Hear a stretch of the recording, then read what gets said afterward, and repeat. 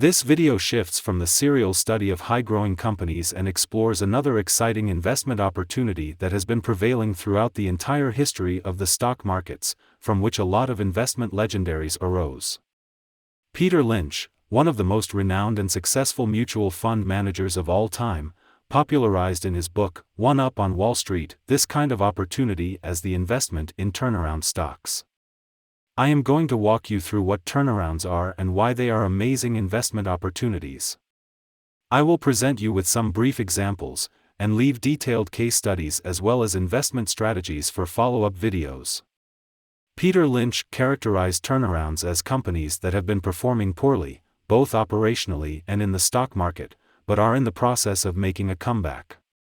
These companies often have depressed stock prices, offering an attractive entry point for investors. Peter Lynch himself, either for the Magellan Fund or his own family investment, allocated 20% to 50% of the portfolio to turnarounds, as much as that of fast growers.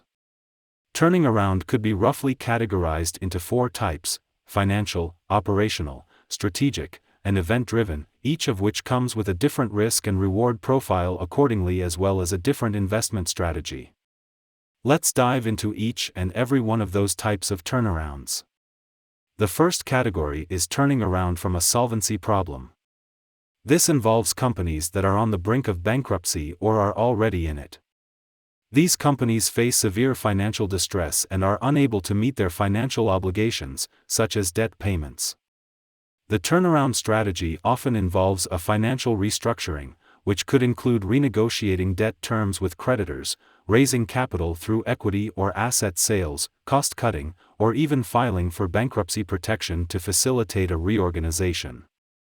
One excellent example is the story of Las Vegas Sands Corp., a leading global developer of destination properties, a publicly traded company with the ticking symbol LVS.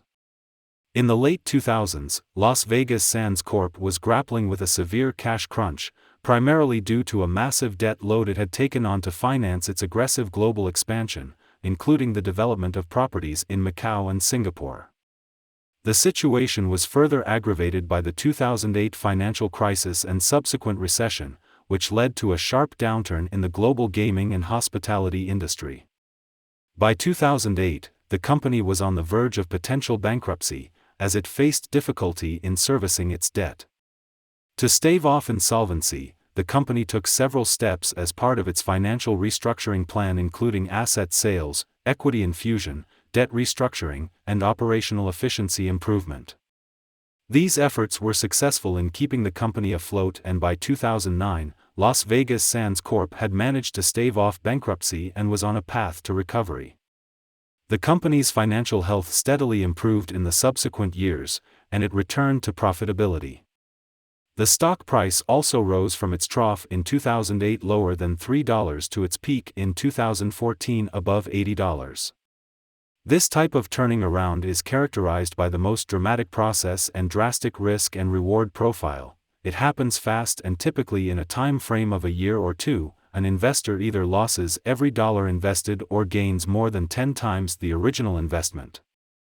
Operational turnaround involves a company facing problems with its operational efficiency or cost structure.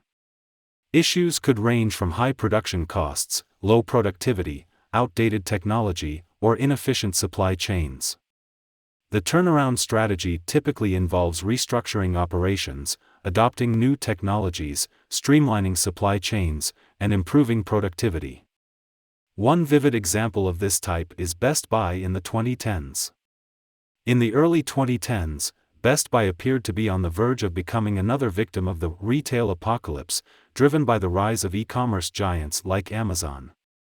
The company was suffering from declining sales, low profit margins, and high overhead costs due to its vast network of big-box stores. Its stock price had plummeted, and many analysts were predicting its downfall. The turnaround began when Hubert Joly took over as CEO in 2012.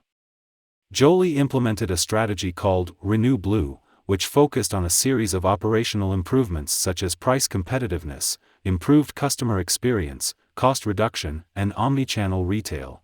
The company significantly improved its online sales capabilities, offering services like in-store pickup for online orders, which helped integrate their physical and digital sales channels. By focusing on these operational improvements, Best Buy managed to turn around its business. The company returned to growth and profitability, and its stock price rebounded strongly, becoming a 10-bagger for the next decade. Best Buy's operational turnaround is an example of how traditional brick-and-mortar retailers can adapt to the e-commerce era and remain competitive. In a strategic turnaround, other than the previous two, a company is typically struggling due to a flawed business strategy or an obsolete business model, which could be a result of market changes, increased competition, or disruption. The company might have to redefine its business model, enter new markets, or innovate its product or service offerings. Netflix's strategic turnaround from a DVD rental business to a leading streaming service is one of the most compelling examples of strategic transformation in the modern business world.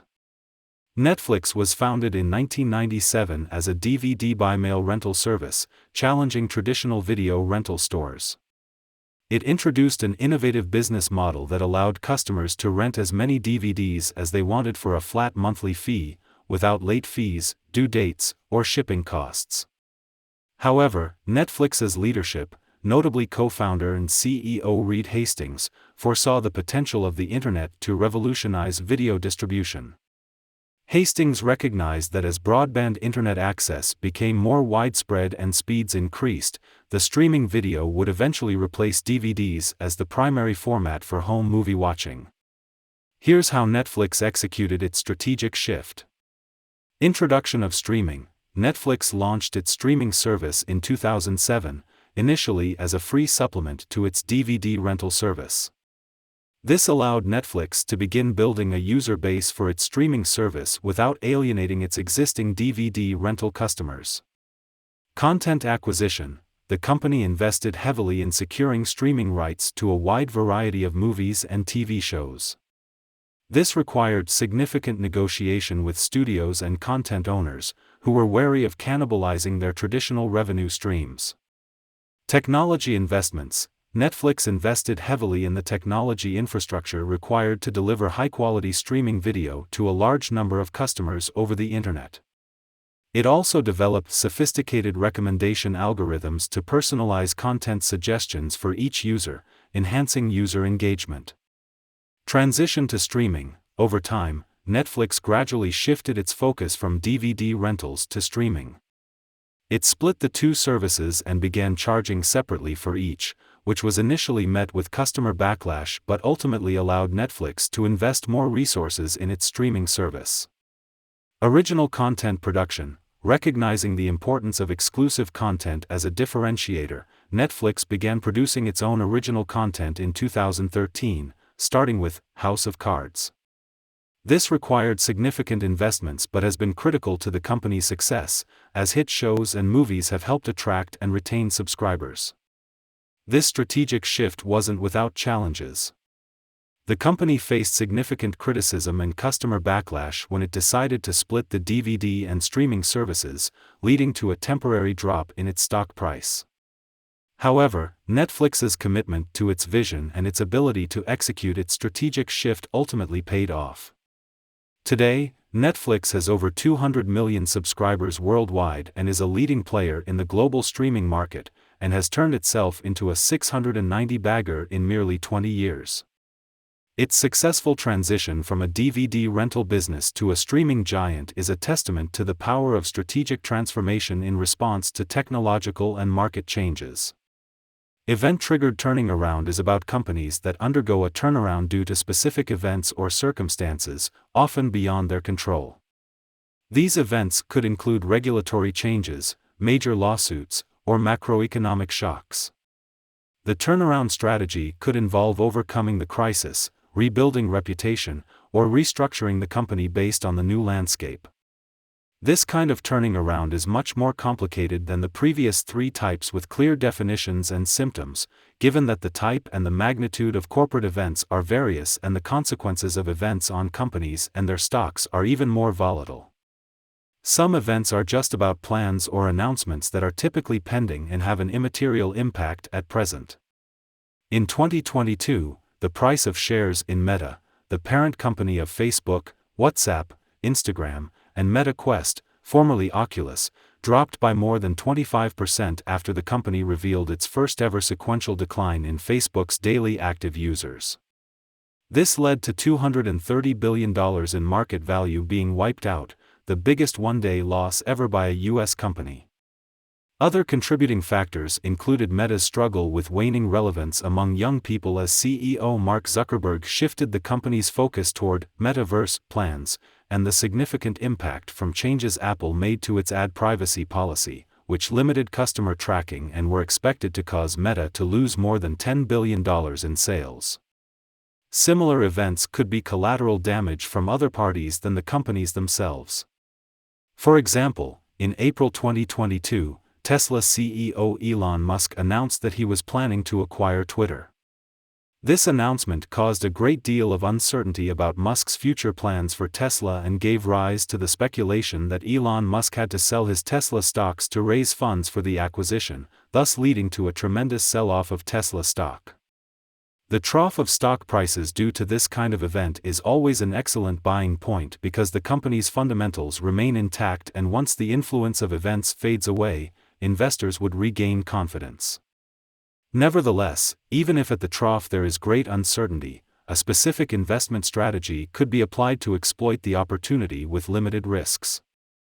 I will cover this in the following videos. Please stay tuned. Other events could have a fundamental impact on a company and even could shift the corporate trajectory of the company. Luckin Coffee, a Chinese coffee company that aimed to rival Starbucks in China, experienced a major event in 2020 that led to its delisting from the U.S. stock exchange. The company had a meteoric rise since its founding in 2017, expanding rapidly with a model based on technology, delivery, and discounts. It went public on the Nasdaq exchange in 2019. However, in April 2020, Luckin Coffee announced that an internal investigation had found that its COO, Jian Liu, and several employees had fabricated about $310 million in sales from the second quarter to the fourth quarter of 2019. This represented a significant portion of the sales the company had reported for that period. The investigation also found that costs and expenses were substantially inflated by fabricated transactions during this period. As a result, Luckin Coffee was officially delisted from Nasdaq in June 2020 and moved to trading in the pink market.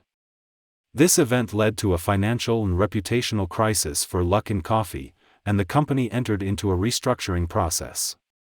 But it is not the end of the story, which illustrates an excellent example of how this kind of event could be an undeniable opportunity as long as you do your own homework. The pink market saw an unbelievable folding in Luckin's stock price starting from the very first day when it was moved there.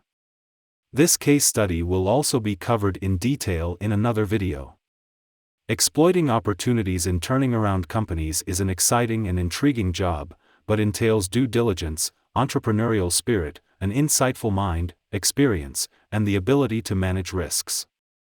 Investing in turnarounds is much more difficult than staying in the comfortable zone of high-growing companies with a handful of tools helping you comprehend, but comes with greater rewards within a shorter period of time frame. If you are enthusiastic about this venture, please stay with me to explore the wonderland.